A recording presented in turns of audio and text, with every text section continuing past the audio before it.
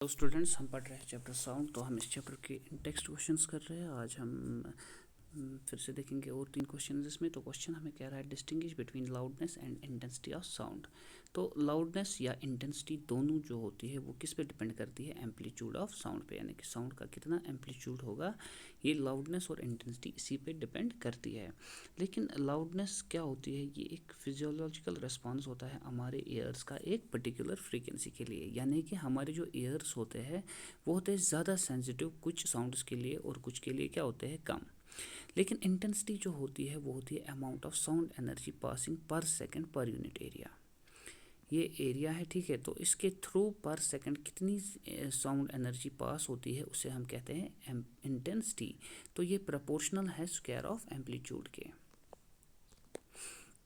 इन विच 3 media air water और iron does sound travel faster. तो मैंने आपको कहा साउंड सबसे ज़्यादा ट्रैवल किस में करता है?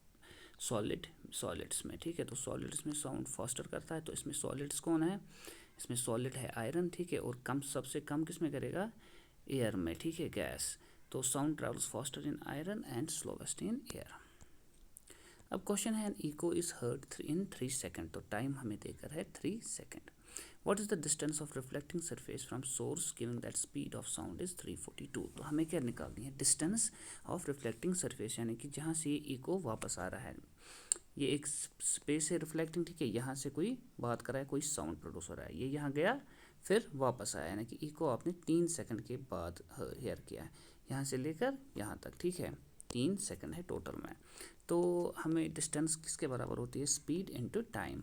तो डिस्टेंस आएगी 1026, लेकिन ये डिस्टेंस क्या आई? टोटल, जब इको वापस आया। लेकिन हमें कौन सी डिस्टेंस निकालनी है? रिफ्लेक्टिंग सरफेस की।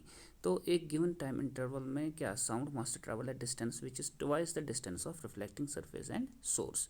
तो इसीलिए distance of reflecting surface from source क्या है? हम इसको डिवाइड करेंगे 2, ठीक है। ये यहाँ से गया फिर वापस आया, 3 सेकंड ये टोटल में है।